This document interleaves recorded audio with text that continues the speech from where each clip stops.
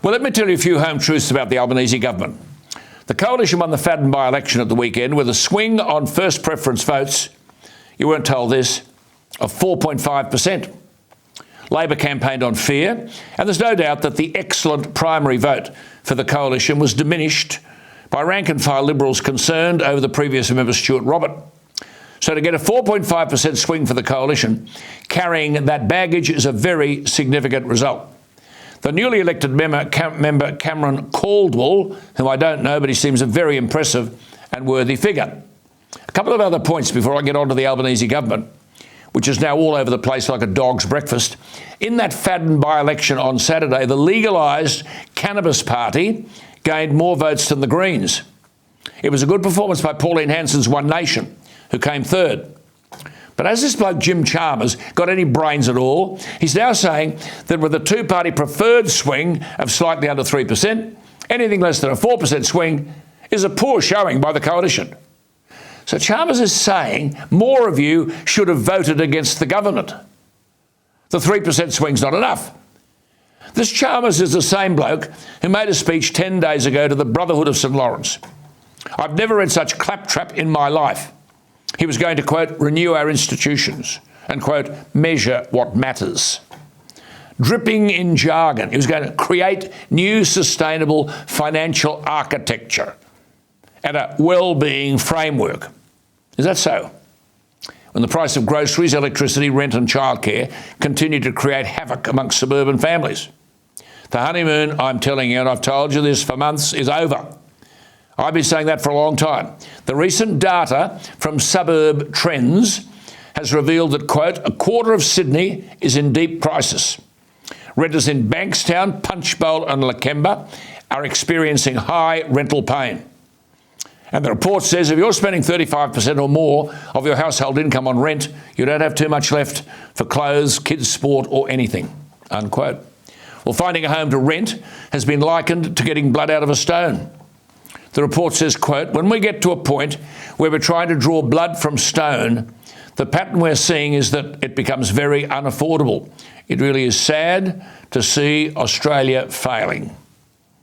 Chalmers owns all this. The founder of Suburb Trends said that families were living out of their cars. The report also stated the obvious that, quote, rents are continuing to escalate, with many facing substantial increases in one go. A young lady working here for me has had her rent go up by $200, just a little one-bedroom studio, $200 this year increase. Of course, Chalmers doesn't have to worry, he wouldn't know. But is this the transformational government he's talking about? Better capitalism? New sustainable financial architecture? Is this your well-being framework, Dr. Chalmers? With a doctorate from ANU that's got nothing to do with economics. Does the new financial architecture provide for power prices rising by nearly 50% for some households? AGL residential customers in New South Wales and South Australia were the hardest hit. Customers on variable rate contracts copped increases of over 45%. AGL's average bill increases, this is Cannon Brooks and all that lot. AGL's average bill increases from July 1 were almost 30% in New South Wales and South Australia. Increases which mean money terms of over $500. Now, of course, this has nothing to do with demonising coal-fired power, does it? Or pursuing a zero-emissions fantasy. Just on the zero-emissions fantasy, we're now told that we must find $1.5 trillion by the end of the decade to meet 2050 green targets. $1.5 trillion. This expert group, Net Zero Australia, found unsurprisingly that Australia should not simply abandon fossil fuels. Now, I've said all along, this reckless mob in Canberra are presiding over the largest economic transformation in Australian history. Now, Dr. Chalmers, you can go over the economic cliff with Bowen and Albanese and co. We are not going with you.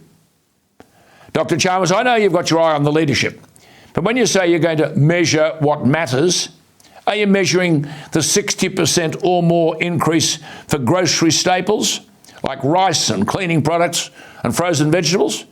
Dishwasher tablets and tissues have increased by over 30%, and we're told inflation will continue to be a prevalent issue for the remainder of 2023, and that Australians shouldn't expect to see prices drop. Because of inflation, we've had 12 cash rate increases. So we learn of growing stress among young home loan borrowers and retail and hospitality businesses, and there will be bigger squeezes over the coming months. Interest rates are likely to go up once more. For people owning their own home, it's fine. But for the people who are trying to get on the home ownership ladder, they're in enormous pain. Much of this is attributed to an energy policy to demonise coal-fired power, which is a disgrace and, as I've said, a national economic suicide note. I see that, by the way, Delta Electricity has informed the Australian energy market operator that it may keep the Vales Point coal-fired power station open for another 4 years. Is someone waking up? The incoming chief executive of Delta Electricity has said that market conditions show a desperate need for coal-powered electricity. You can't help but wonder and fear the damage being done by a federal government running an energy policy based on alarmism and ideology. Now, under the recent Mood of the Nation poll by SEC Newgate showed 61% of voters now believe Australia is heading in the wrong direction. But Chalmers is off to India to talk about global warming, while Australia's energy targets are impossible. Impossible. I repeat, 1.5 trillion needed by the end of the decade. That's fewer than 7 years away. 1.5 trillion by 2030 to achieve net zero emissions by 2050. Don't say I haven't warned you. This is not just impossible, it's a national disgrace. It would make our so-called energy transition one of the biggest and fastest economic transformations in global history. Forgive the language, but I'm growing impatient with the reckless irresponsibility of this government and their ideological stupidity. In short, this energy stuff, forgive the language, is bullshit. As always happens, the public are waking up. Popular support for Labor is at its lowest level since the last election. They're fed up with being lectured to on The Voice. They're fearful of where Bowen is dangerously taking us on energy policy. It's hard to find anything that this government is doing that is not damaging to the well-being of voters. I'll finish by saying something about the central curse. As you know, it's inflation. Interest rates are going up to stop spending. Housing is classic. More people chasing basically the same product, and so the price goes up, doesn't it? Well, the interest rate increases are knocking the stuffing out of Australians. But if spending is the problem, the biggest culprit is Chalmers, the I think I'm great treasurer. In the last financial year, the government's spend was $632 billion, forget that figure, 24.8% of GDP, 24.8. Now, in 1974, Gough Whitlam was an economic vandal, so he was said, when he increased government spending by 24.7% of GDP. He was a vandal. Well, this bloke's already increased it by 24.8, but this financial year, federal government spending is estimated, it'll be worse than this, to increase by another $50 billion to reach 26.5% of GDP. It makes Gough Whitlam look a miser. And this doesn't include rewiring the nation, the National Reconstruction Fund, the snowy hydro fantasy with spending out of control, ditto the NDIS. But hang on, it doesn't end there. The 4-year estimates by Treasury are always way out. In other words, they're less than what eventually happens. Yet in the final year of the 4-year estimates, that's around the corner, 25-26 financial year, we're virtually tomorrow, government spending, $754 billion.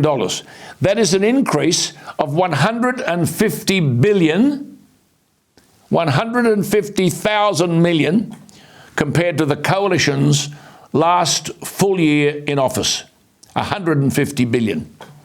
No wonder 61% of those polled in the recent SEC Newgate Mood of the Nation, 61% the country was heading in the wrong direction, and 46% of Australians are experiencing financial difficulty. Chalmers owns all of this. Mortgage interest repayments are rising 9 times faster than rent.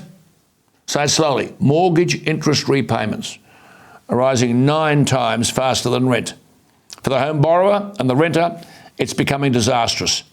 And Chalmers talks about new sustainable financial architecture and a well-being framework. Dr. Chalmers, this is my advice to you. You'll never come on this program, I know, because you couldn't handle the questions. But you're as big a fraud as the policies that you advocate. You and your government have been given a chance. If voters do their homework, you won't be getting another.